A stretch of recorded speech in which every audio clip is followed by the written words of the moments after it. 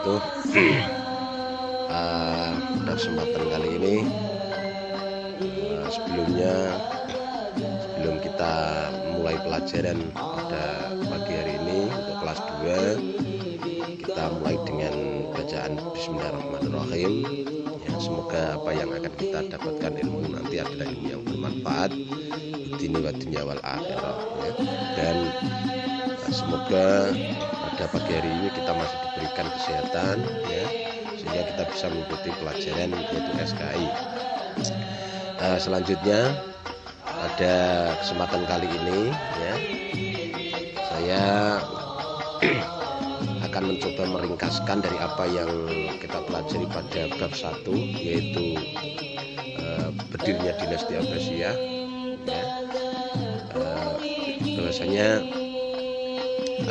berdirinya dinasti Abbasiyah itu bermula, ya, itu dari keruntuhan dinasti Umayyah yang berada di Damaskus, yang dimana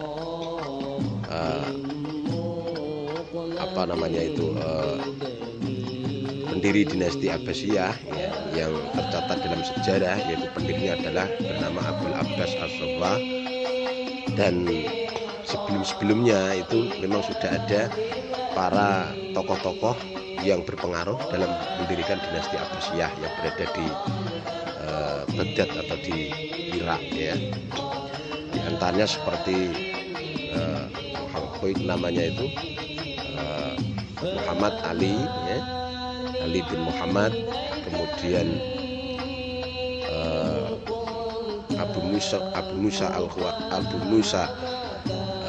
Al-Khurasani, ya, dan banyak tokoh yang lainnya. Dan akhirnya yang mendirikan dinasti Abbasiyah itu adalah Abul Abbas As-Saffah, ya, yang mana berdirinya dinasti Abbasiyah itu memang banyak dipengaruhi, ya, kaitannya dengan runtuhnya dinasti Umayyah, yang mana dinasti Umayyah itu banyak tokoh-tokoh yang beraliran Sunni, ya, ahli sunnah jamaah itu diburu, ya. Terutama juga adalah para kaum awaliyin, ya, kaum awaliyin, di mana kaum awaliyin itu adalah para keturunan Nabi Muhammad, ya.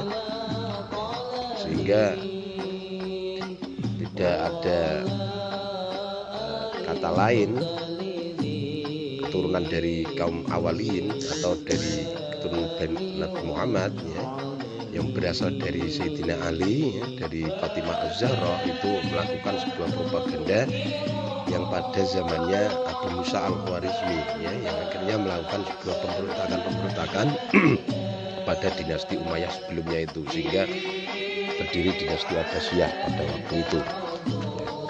Jadi tokoh yang paling utama, yaitu yang latar belakangi berdirinya dinasti Abbasiyah, itu adalah seperti Abu Musa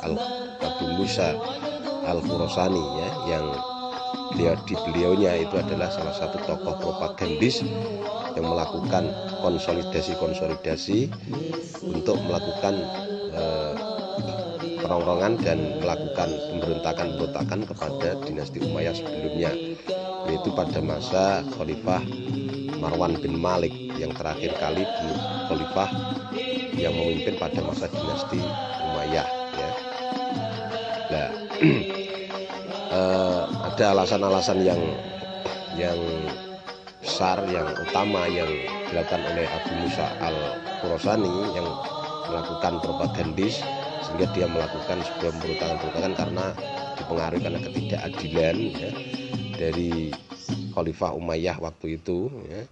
Dan memang dilatar belakangi bahasanya dinasti Umayyah itu anti terhadap kaum awaliyin, yaitu para keturunan Nabi itu, ya, yang diburu karena dianggap itu sangat berbahaya, ya, ingin membalaskan dendam, ya, sejarah ketika pada masa Muawiyah bin Abi Sufyan itu membunuh cucu Nabi Muhammad, ya, Hasan Husain, yang kita kenal dengan peristiwa Karbala itu, ya. Peristiwa Karbala yaitu cucu Rasulullah, cucu Nabi Muhammad, Hasan Husain, ya, yang mestinya itu adalah sebagai pemegang berlanjutan dinasti atau dari Khulafaur Rasyidin setelah Ali bin Abi Thalib, yaitu kan Ali bin Abi Thalib dari Fatimah Az-Zahra putri Rasulullah itu akhirnya punya cucu ya, punya anak namanya Husain. Itu adalah cucu Rasulullah yang mestinya melanjutkan estafet kepemimpinan kekhalifahan pada masa Ali bin Abi Thalib ya. Kan tapi dibunuh ya oleh anak dari Muawiyah bin Abi Sufyan ya, yang bernama Yazid bin Muawiyah, yang akhirnya akhirnya terjadi ya, dicurigai bahwasanya akan melakukan balas dendam ya dengan adanya pembunuhan itu ya, sehingga siapapun yang pada masa dinasti Umayyah itu yang menjunjung tinggi terhadap keluarga Nabi Muhammad, terutama kaum awaliyin, itu dibunuh dan dibantai ya. Sehingga tidak ada kata lain ya, Abu Musa Al-Khurasani yang sebagai tokoh propagandis ini melakukan sebuah propaganda yang akhirnya pada masa Abil Abbas As-Sofia itu berhasil untuk mendirikan dinasti Abbasiyah waktu itu. Itu faktor yang paling utama ya. Kemudian banyak juga kelompok-kelompok yang lain yang merasa tidak mendapatkan keadilan pada masa dinasti Umayyah ya, seperti orang-orang Syiah ya, yang akhirnya bergabung pada Abu Musa Al-Khurasani, dan juga orang-orang yang selain Arab ya, yang pada waktu itu merasa tidak mendapatkan keadilan pada masa dinasti Abbasiyah, pada masa dinasti Umayyah, sehingga bergabung pada kelompok Abu Musa Al-Khurasani untuk mendirikan dinasti Abbasiyah. Dan pada masa dinasti Abbasiyah itu ya, setelah runtuhnya dinasti Umayyah itu banyak mengalami kemajuan pada masa dinasti Abbasiyah di Baghdad atau di Mesir ya, di Baghdad ya, di Baghdad atau di Irak. Kejayaan-kejayaan itu dimulai dari banyaknya ilmuwan-ilmuwan Islam ya, ilmuwan-ilmuwan Muslim, dan bahkan akhirnya muncul yaitu para ulama Islam ya. Di antaranya adalah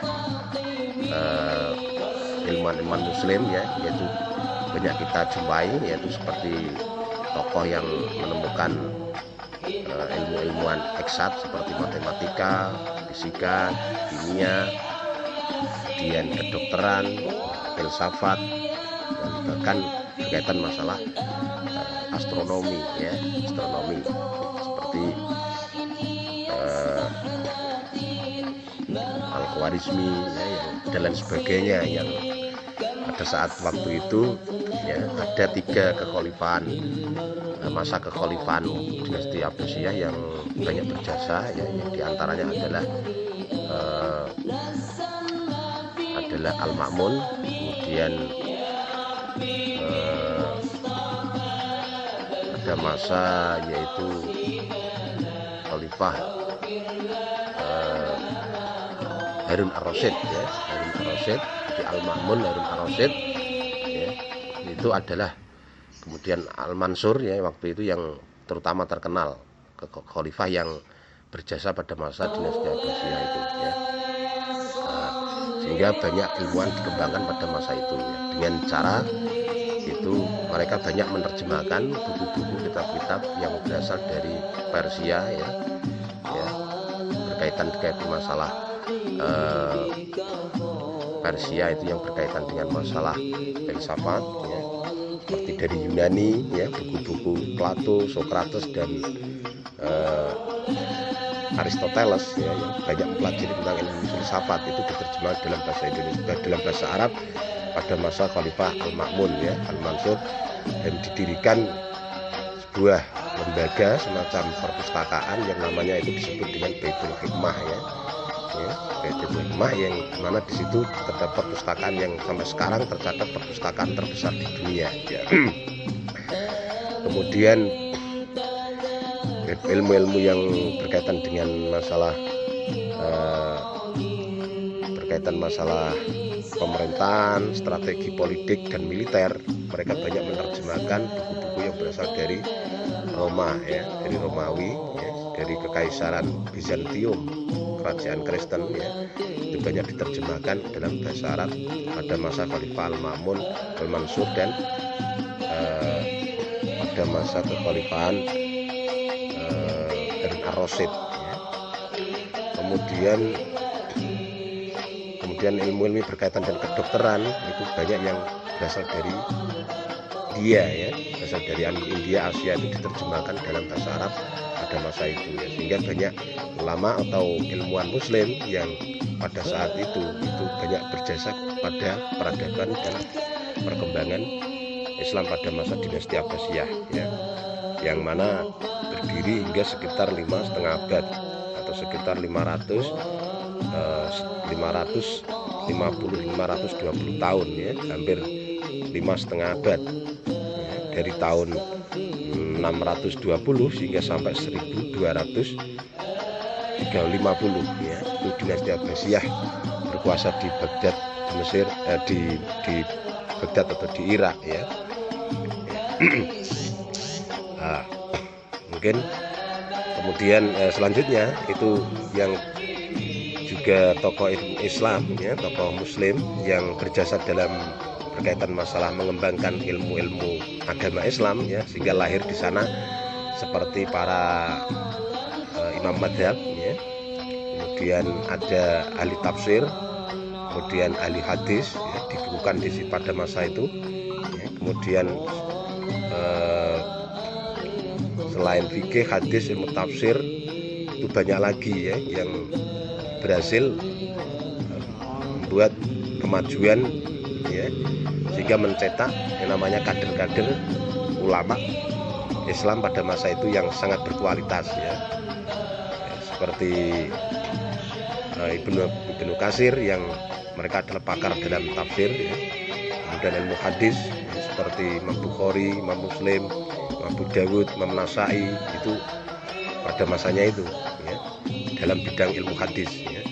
Kemudian dalam ilmu fikih hingga muncul yang namanya mazhab 4 itu, Imam Syafi'i, Imam Hambali, Maliki, dan Imam Hanafi, ya. Itu pada masa dinasti Abbasiyah, sehingga peninggalan mereka itu bisa kita rasakan sampai sekarang itu bagi umat Islam, ya. Mungkin itu saja dari saya. Akhirul kalam, billahi taufiq wal hidayah, wa ridwan wal inayah. Wassalamualaikum warahmatullahi wabarakatuh.